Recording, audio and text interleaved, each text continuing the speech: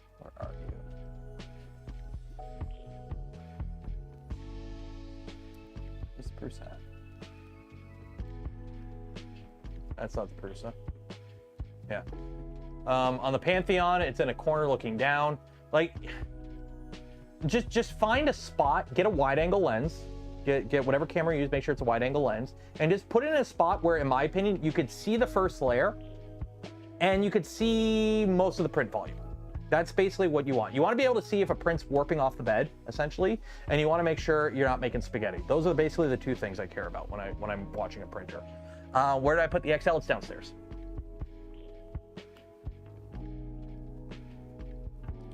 You can also mount it to the gantry on a V2 if you want, or a Trident. Like there's a lot of places you can mount the camera. Just find a spot that works for you, and there you go.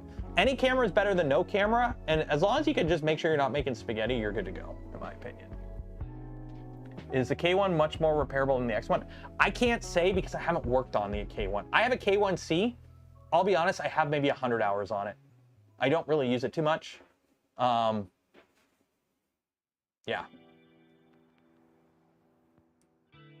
Like, it's not bad. Like, I honestly, the only reason I'm not using the K1C is because for what it does, I have machines that I like better. Simple as that. Like, if I'm going to print something on a 250 machine, well, I'm going to use this, that, or that, or that, or that. Simple as that. Have I ever had a Meanwhile PSU die on me? Nope. How's the Mark IV going in the enclosure? It's fine. I've only had it overheat on me once. I did have it throw a buddy board overheating temperature. To be fair, I was printing ABS enclosed in the garage, and the temperature in the garage itself was 38 Celsius. Yeah. They're operating outside their normal environment. Because, you know, the front falls off, so you got to tow it outside the environment on times. But that only happened once, and it hasn't happened again since or before. Did I get a hernia carrying the XL downstairs? I'm not gonna lie, I have equipment to help move stuff. I got a little forklift thing, or not forklift, I have a little... the thing, remember the thing you used to sit on as a kid and your friend would push you around? One of those. Cart. Yeah, I have a little cart. You just go down the stairs slowly.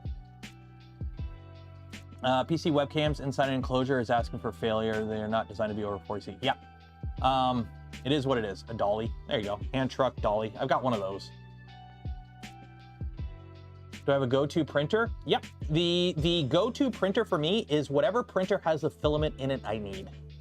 Simple as that. So it's like if I need to print something right now and I need to print it in black ABS, I would probably be printing on that V2, because that V2 has black ABS loaded in it. If I needed to print something with a PETG, it would probably be that Mark IV. A glass filled or carbon fiber filled something would be one of these two. If I needed to print something that was 400 millimeters long, it would be on the Magneto, because that's the only machine I have that has that build volume. Simple as that. I go to the machine that is ready to go and has the filament I need first. Simple as that.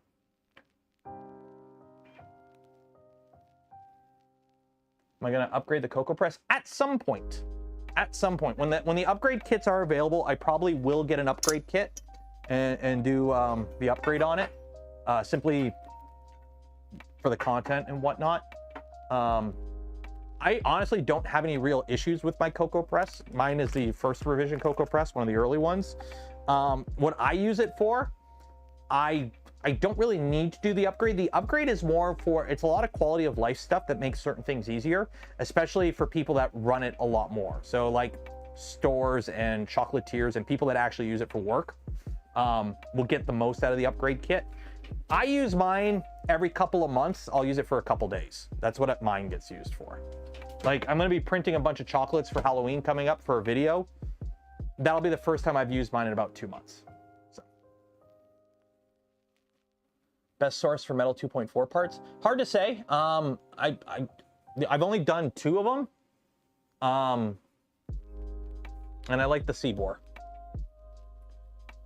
I'm pretty sure the parts that I have in Tallboy are carbon fiber parts from Big Tree Tech, and they're okay too. What I think about our material? I like the idea. I'm honestly surprised it took that long. I'm surprised people weren't cloning open source AMSs like a month after Bamboo came out with theirs. I like the AMS design. I think it could be refined to be a little bit more simpler and less wasteful, but it is still an extremely good setup, I think.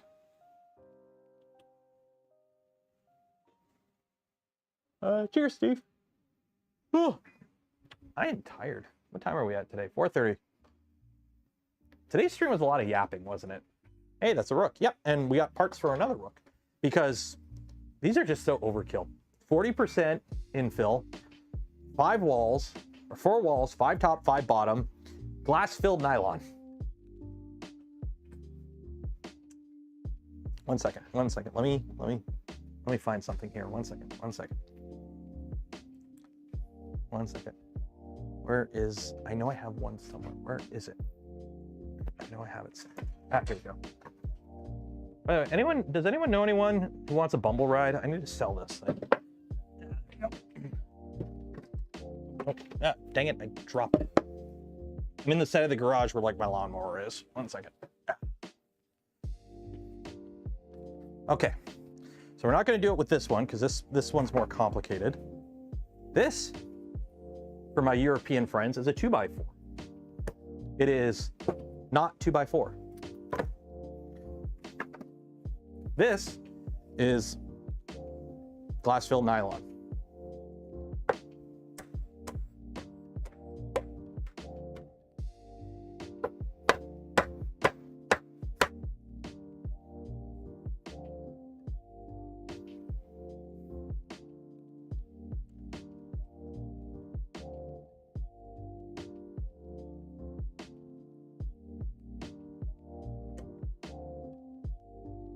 I think we're good.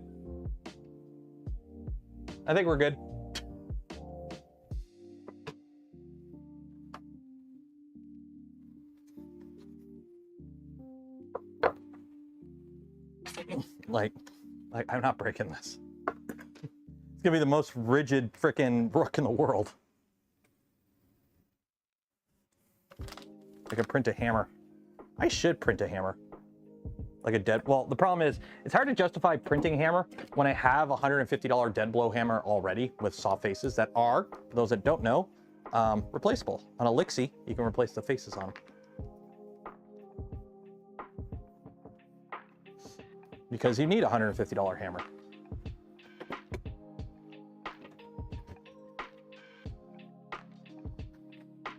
The reason I did it with this one is because this is the cheaper piece.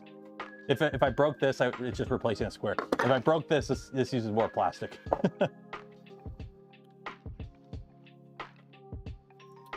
Yeah, well, for those that don't know, it's 2x4 because once you put drywall on it, once you put drywall on it, it is 2x4. Because it's what? It's like 1.5 inches by 3.5. Is that what it is? 1.5 inches by 3.5. What is it? Yeah, 1.5 inches by 3.5. Or what? It's either undersized for the drywall or it's undersized because originally it's 2x4 and then once they dry it, it shrinks 1/2 inch. Can't remember. 35K gifted 5 community memberships. Cheers and appreciated.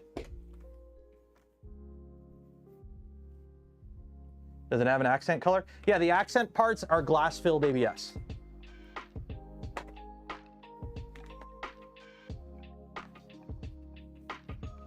Two by 4 rough cut. Okay. Yeah, I couldn't never remember if it's because it's like, oh, it comes out this size and then after you dry it, or it's because it's a that's warm. That thing is such a workhorse. I love it. Where are we at right now? What are we at? We're at 90% done. That'll be done in 20 minutes.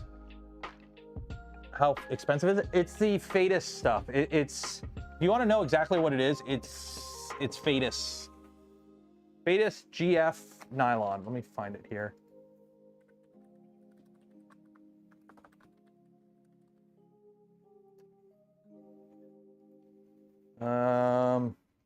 I don't know if it's the PAHT stuff. It's AE Glass Ultra PAGF. Okay, 1 second here.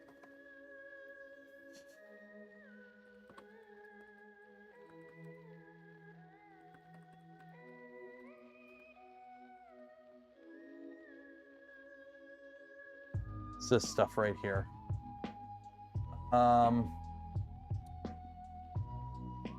Yeah, this is the filament. They sent it to me a while ago. The Fadis filaments are really nice. They make a nice filled filament that has like a, I don't know if it's like continuous core stuff, but it has like a core carbon fiber. It's really nice. So yeah. What temps? Originally I was running it too hot actually. So originally I was running it at the same temperature that the glass-filled and carbon, or the glass-filled nylon from Pantheon uses, which is like 300C on the nozzle, 90 on the bed. And I got a lot of the fuzzies on the print. I stopped this print. A lot of the fuzzies. Like, it's still strong. Also, I don't know if the filament was fully dried yet or drier than it is. So I'm printing at 280 now on the nozzle and 80 on the bed, and it seems to be good. But like, for those wondering, like this is only not even a centimeter thick, and it's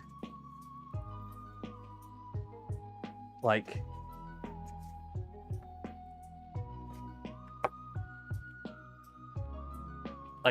you can't,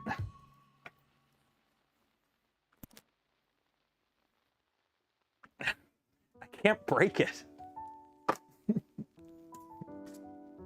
You can't break it. So, glass filled 2x4. Try the material on a Voron. I haven't on a Voron yet. The Voron with the funkiest filament I have is like, well, that's CNC parts. Yeah, most of them are just nylon. Oh, Toasty Boy. Hello, mobile camera. Are you gonna work for me today? Webcam. Activate. There we go. Okay. Toasty Boy. So this is a V1.8, Voron 1.8, which is what we had before the Trident. The VHB doors have failed. You gotta fix them. This is all carbon fiber PC. So it's carbon fiber, polycarbonate and nylons.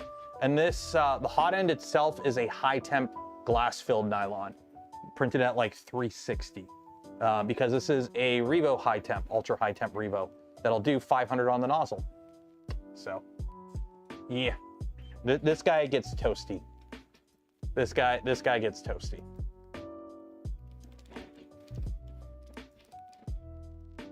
Tighten those belts up, they're getting loose again.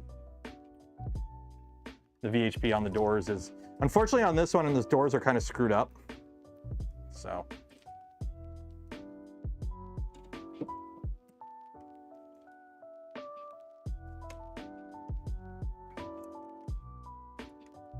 Well, the doors have like no panel gap in the middle, so they seal up a little too tight, unfortunately. But yeah, that's toasty. Which I don't use too often because the Pantheon has taken over a lot of what I used to use Toasty for. Which was, Toasty used to be my funkier filament machine. So I would use it for hardened stuff and high temp stuff. But now that I have the Pantheon, it's kind of taken over the funky stuff. So it really only does the high temp stuff, which I don't do that often because I don't have a way to dry the stuff properly, which I really need to get a better filament dryer. If any company actually makes a decent large filament dryer that isn't like $1,000, please like let me know about them. Or if you make one and it's over $1,000, if you would like to send one to me, I will shill the hell out of it. Yeah, this needs the click-clack doors, but the problem is I don't have the hardware for it on hand. Get these belts up. There we go. There we go. But yeah, so Toasty's all sealed up with, it's got insulation on the inside. It's all reflective, everything. It's got fans in there to circulate the air. This will get to like 70 or 80 in the chamber. And then the nozzle itself gets to 500C. And then the bed itself is literally just a raw flex plate. I gotta clean it, it's got rust on it now. But like this, I just put straight up Vision Miner on it and that's it. And the magnet, the heater on it is epoxied on. So it's as crazy of a high temp printer you can build that doesn't have additional heat. It does not have a chamber heater. It doesn't need one. Because fun fact, it already has a chamber heater. It's 600 watts. It's called the bed.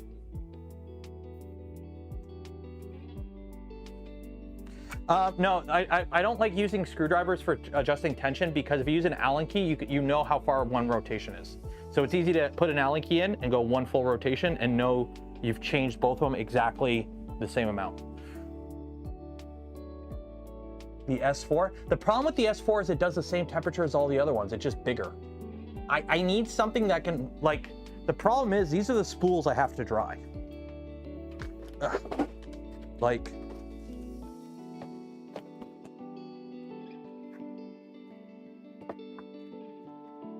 the problem is,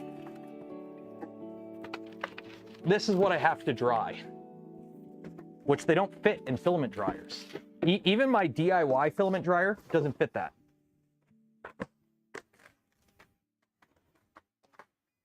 And then I also have like these spools from Polymaker, which are like the 5 kilogram spools of ABS.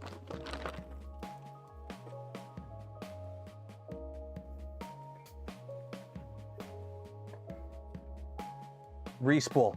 No, I'm not going to respool it onto a smaller spool. I want the big spool so I don't have to worry about small spools running out. I like loading a printer with filament and not having to worry about filament in the printer for a month. It's great. Like, let me, where is it? Ninja Air Fryer. So at Pantheon, this is what they actually use to dry their filaments. They actually use these guys. So they use these with the electronics replaced with an Arduino so that they can run continuously. The problem is they're also 1800 watts. Running an 1800 watt heater continuously is not cheap. That's basically one full circuit. Like that's chugging down one full circuit of power in your house. Like that's something you would want to run on 220.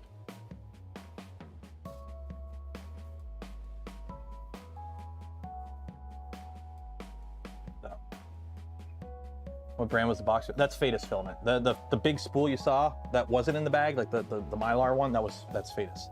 And they get their filament made specifically for them to their specific specs because, fun fact, it's not like just, they don't do what Bamboo does and just white label Polymaker. They actually have their own manufacturer make it for them to their spec, and their spec is pretty intense. I don't know if I could talk about it all, but let's just say the Fetus spools are made to a specific quality.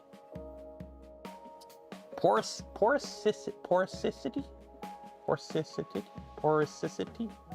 whatever the word is for like the amount of voids in filament. Fun fact, that matters quite a bit, and you'd be surprised at how airy some filaments are.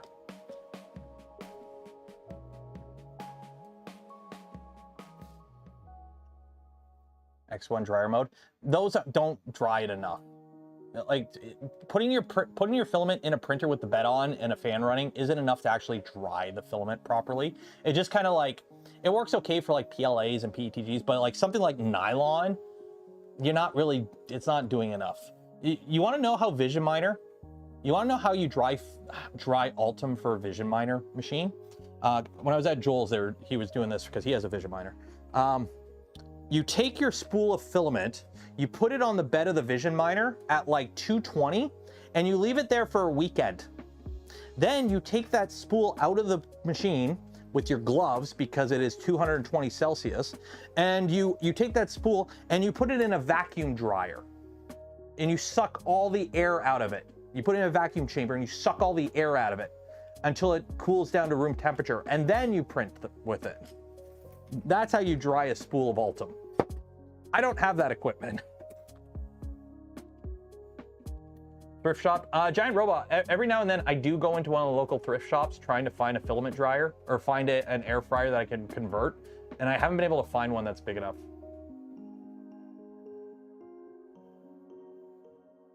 $220? Yeah. When you're printing a material that needs like 400 to print, you gotta get hot.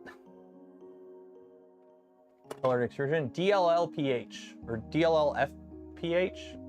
Somebody correct me, but it's DLL, the company that makes funky extrusions. Okay, then maybe it's 200. It's whatever the max temp of the bed is. DLL PDF. There you go. Go to them. They make what you want.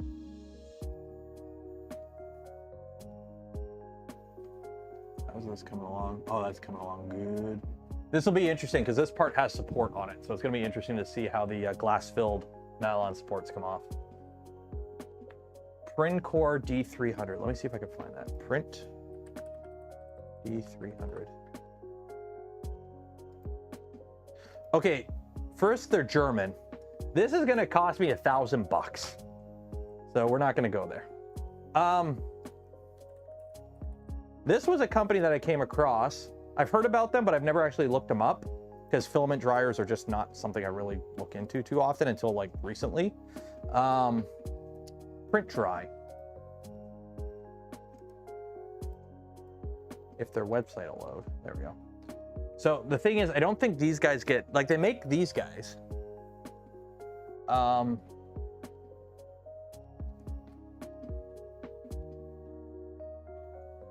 It's just, I don't know what temperatures they get up to. 45, oh, they do go to 85C. They do go to 85C. 199. Yeah, they go up to 85C. I gotta look into these guys, but also, this was something I did not realize about print dry.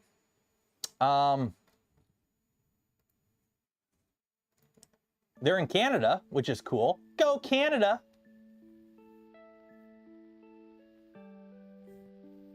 Breville Smart Oven. Let's find that. Breville Smart Oven.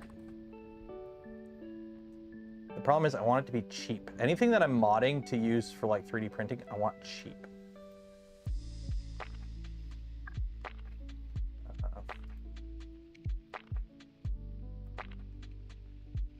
Oh, it's 300. Yeah, it's the same price as that Ninja one. One of theirs. I've got the Polymaker dryers, but they're not big enough for the big stuff. But anyways, this was something I found out the other day looking up Print Dry. Don't call them, but their phone number has the same area code as me. They're local. These guys are actually local to me. These guys are in town.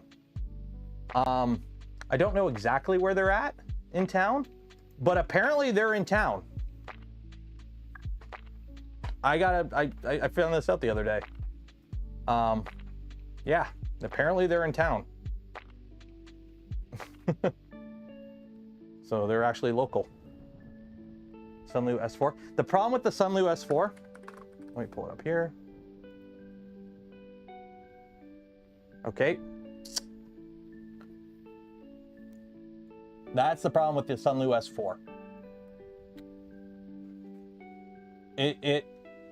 It's $250. It does hold 4 spools, but it only holds, yes, it holds 4 spools, but it only holds regular size spools. So that's not good for me. And it only goes to 50. Like, it only goes to 50. That's not enough. So it doesn't hold the spools I need, and it doesn't get hot enough. So.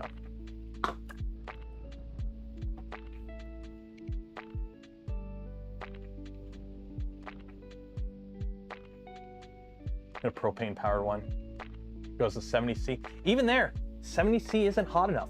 That does 65. The Polymaker ones, I put a thermometer in it. It does get to like close to 70. But the problem is like, it doesn't get hot enough. I need like 90 plus. That's the problem. Amazon. What is that? What? Did you have a stroke while typing in your keyboard? Oh, that's a air dryer. That could work. I don't know how big it is. That's the problem. But yeah, like for the print drive shill fund. Andrew Rogers, $10. Cheers and appreciated. Don't forget, we're gonna be doing the giveaway in a couple minutes here to enter for some filament. And then I gotta figure out what I'm doing for dinner. What am I doing for dinner tonight? I really don't want to cook. I really don't want to cook. Also, I'm trying to figure out why I have one random, oh no, that's filament. That's filament. Okay, I'm like, why do I have one random wire sticking out of the back of this filament? Chicken, I did chicken the other day, and we did pasta yesterday. Pizza. I could just go get a cheap hot and ready. I could just, it's funny. You're like, oh, those shitty hot and ready pizzas from Little Caesars. Yeah, man, I can feed me, my wife, and the little guy for like 15 bucks. Maybe they do have a reason to exist. What you do, the hot and ready pizzas, they're shitty. Just get like a good like spicy barbecue sauce and put that on top. Don't be posting their address.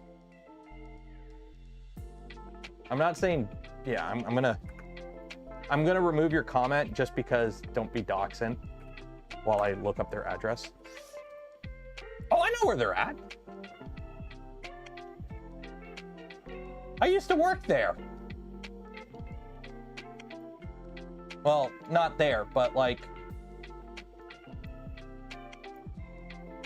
they are literally around the corner from the armories. Okay, I know exactly where they're at. I know exactly where they're at. That's funny. That is funny. I know exactly where they're at.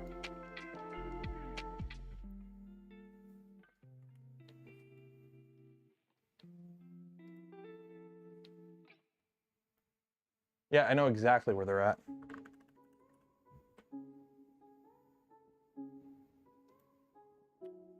Field trip stream. Maybe.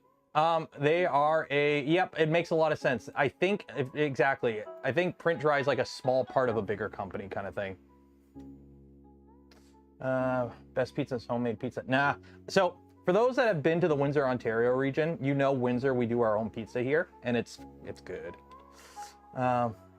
It's available on their website. Rhino, no, it's more so,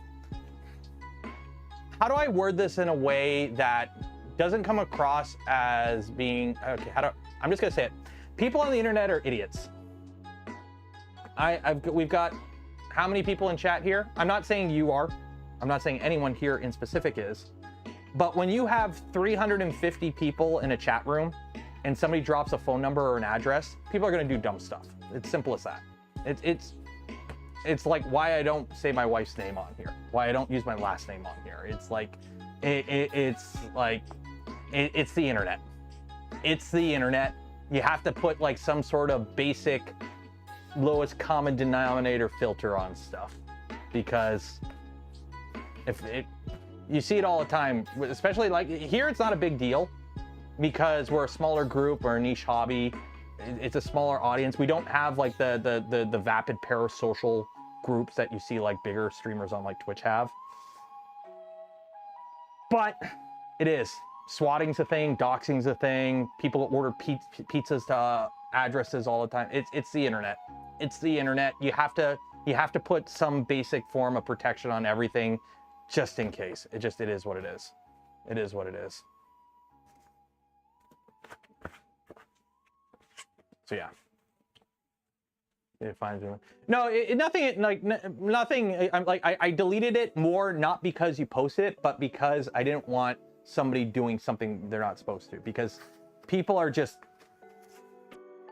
You'd be surprised what people will do for stupid reasons.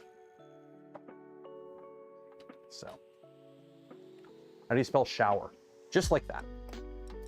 Come at me, bro. 123 Fake Street.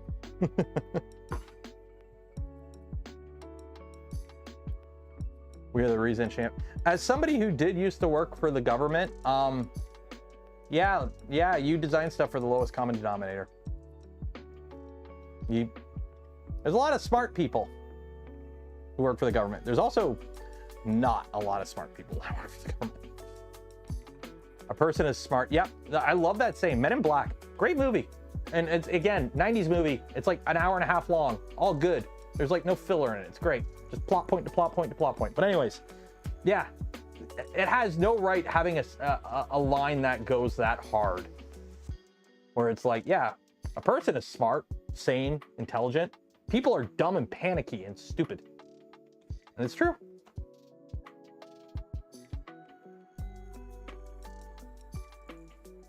If I knew your address, I would probably send you a dumb amount of candy corn. Well, I do have a P.O. box that I'm probably going to be closing because nobody sends anything to it anymore. So I'm probably going to be closing the P.O. box at the end of this year. But I do have a P.O. box. Okay? So if you type !! P.O. box, it will show up. That's a P.O. box. Matt Carricker Demo Ranch. Yeah, there's a reason Matt doesn't show his kids on camera anymore. And, like, you'd be surprised. There's a reason, like, Linus stopped showing his kids for a bit. Like, there's a reason Calvin isn't on stream much anymore, and I try to avoid him being on stream. It's the internet. It's the internet. Imagine stalking a gun tuber. Imagine stalking a 3D printing YouTuber.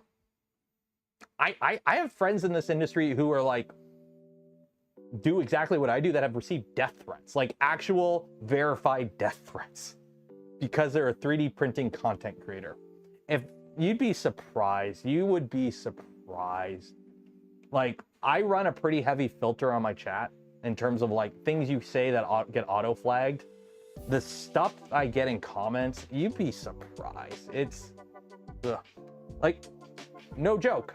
I have notified my local police department that I am a content creator, and here is my address in case of swatting. That is something you have to keep in mind. That is something you have to keep in mind as an online personality. Like, I know, I'm not going to say who. I know another content creator that everything they do is through a VPN because people try to hunt down his address constantly. Like, yeah. Yeah. It's my body. Well, when they're like a baby, they got no, like, they're a baby. It's as they get older, people get weird. Trust me. For PTC heater prices, I'm half tempted to make my own printer. Build your own printer. Just be careful with anytime you got an active heater. It's like it's like on the Voron Discord. We ban active heater discussion on the Voron Discord, not because active heaters are dangerous. It's because you can easily screw up how to install them. Look at Shaky. Which company was it that put an active heater in their chamber that if you touch it, you got electrocuted? Like, you really have to stick your fingers in there, but you can still like, it's one of those things where it's like, yeah, people can do it and you can be smart about it. But I think you could be really dumb about it. Was it the cheaty? Okay. Put it this way. Let me go grab, I think I still have some. If I don't have some, I'll just describe it. Yeah, I do have some. Okay, so this isn't the exact stuff, but this is the wire I use for the 120 or the 220 circuit in my garage.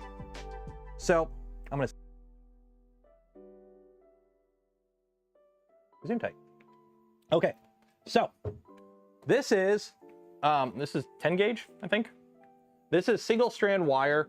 This is the stuff you use in your walls. Okay, this is the stuff you use in your walls, single strand wire. So this is like 10 gauge or 12 gauge or no, yeah, this is 10 gauge. So this I use for 220. Usually it's what, 14 or 16 gauge you use for 110 in North America. But either way, this is the stuff you use in your walls. Okay, it's single strand and it's thick wire. I have seen people wire up their Vorons with this stuff. Me saying that tells you all you should need to know on why we banned active chamber heater discussion in the Voron Discord. We have seen people try to wire up their printers with this kind of wire. And not like, oh, just like the mains to the power supply. I'm talking everything under the hood, including going to the tool head. So yeah, there's a reason we enforce some pretty stringent rules. We're not saying you can't do it. Just don't do it here because we don't want to be responsible for that. And we don't want you giving ideas. So yeah. This was back during like the V2.1 days or V2.0. Yeah, this is like the 2.1 or 2.2 days. This was like 4 or 5 years ago. But there's a reason a lot of the rules on the Voron Discord exist. If you think about it, it's like, why does this rule exist saying not to do this? That's because somebody did it in a really dumb or dangerous way. So you could do it. We're not saying don't put a chamber heater in your Voron Discord, just if you want to do it, don't talk about it here. It's like on the Voron Discord, you can't talk about 3D printing pew-pews. I allow it on my Discord as long as you follow the laws and don't distribute any files or anything. I really personally don't care. I'm for it, right? If it's legally allowed and where you are, who am I to say what you can and cannot do? If you're legally allowed to do it, you're legally allowed to do it. Simple as that. But when you have a Discord of 40, 50,000 people, multiple nationalities, sometimes it's just not worth the headache. Simple as that. You can talk about it in your own Discord. You can talk about it in specific Discords that are specifically for it. But our house, our rules. If you don't like them, go somewhere else. It is what it is. Filament dryer with 120C PTC heater, considering it only goes 5 volt, 5 watt, according. That's not too bad. Okay, let's do this giveaway. I need to make some food. Let's do this giveaway. If you did not enter for your chance to win some Polymaker Filament, you will have another chance on tomorrow's stream. So don't forget, tomorrow's stream, 8 p.m. EST, we're starting the Rook build. Tuesday's stream, there won't be a stream on Tuesday. It will either be on the Monday or the Wednesday. I don't know exactly when yet, but I have an appointment on Tuesday at the normal stream time, so I won't be able to stream on Tuesday. So it'll either be Tuesday or correction, Monday or Wednesday that we will be doing the first stream of next week. Simple as that. Let me see here, names. Okay, delete, Control V. Name in chat, file, save. Holidays. Oh, that's right. Monday is a Canadian holiday, so I'll probably do it on the Monday then.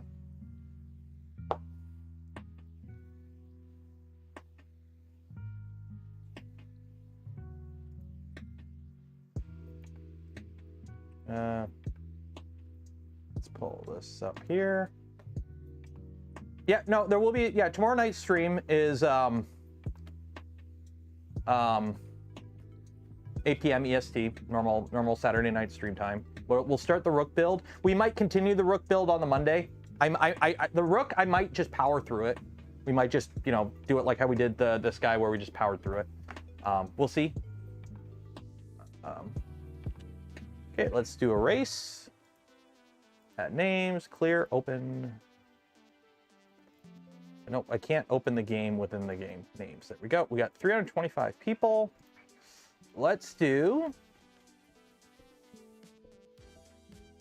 the Temple of Steve. The Temple of Steve. So remember, I'm not saying if you like the smash button, it increases your odds of winning, but now that I've said that, are you really gonna risk it? And how this works, I will randomly pick a random person. If you win 2 spools of filament. If anyone else wins, you get 1. So good luck to Salty Day. If you win, you get 2 spools of filament. Anyone else who wins, you get 1. Good luck.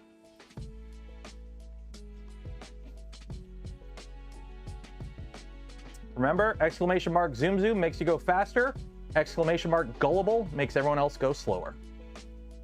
And if you're thirsty, buy some gamer subs. Code Canuck, save 10% off your order. Somebody in my community actually gave me a suggestion to pass forward to gamer subs, and they might do it. So that'll be cool. Yeah, exclamation mark engagement guarantees that your ball will continue to roll. Balls go down the hole. Ducky, go down the hole. Some of you in the audience just had a flashback to your childhood right there. David, no, David! Where'd you go, David?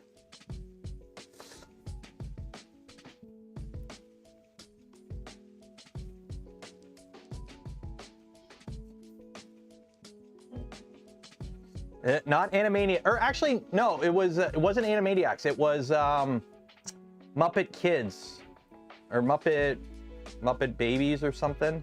I can't remember if it was Daffy or Tiny Toons. It was one of like the.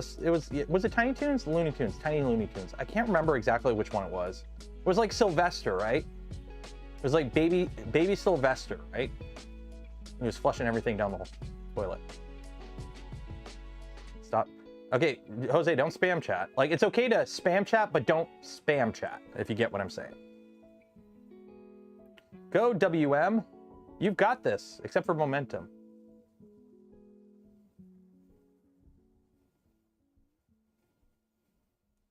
Oh, this one's going to be brutal. Oh, this is going to be brutal. Oh, this is going to be brutal. Oh, no. Oh, no. Who's going to make it? Oh, this is going to be brutal. Oh, no! Oh. WM! WM won. Oh yeah, the one with the Stargate. That one I did not expect. That was a good one though. That was a good laugh. So congratulations, WM. I'm assuming that's your initials. You have won yourself a spool of filament from Polymaker. You'll get an email from me after the stream ends with information on how to collect your filament from Polymaker. So congratulations. Let me here. WM. Oh, I'm gonna have to search. There we go. WM. There you go. Found you. There you are. Okay, so you'll get an email from me after the stream ends with information on how to collect your filament from Polymaker. So everyone golf claps in chat.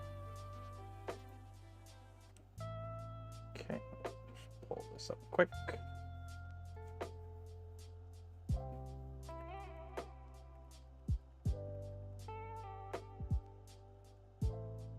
There's the giveaway today. I'm just trying to get my code.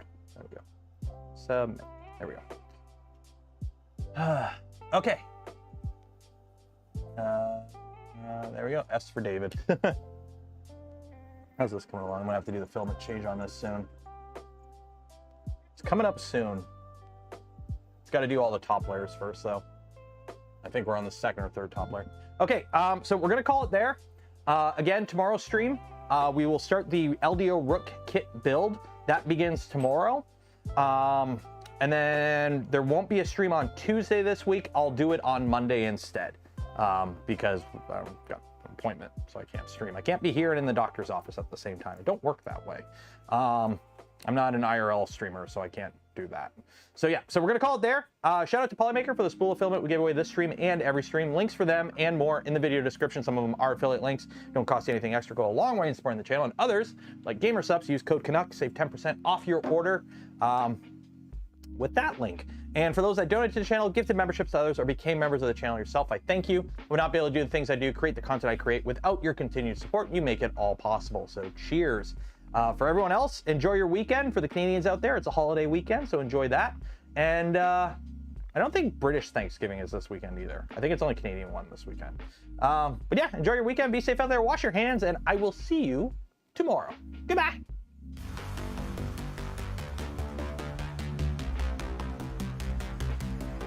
Hi, Nathan. Everyone say hi, Nathan.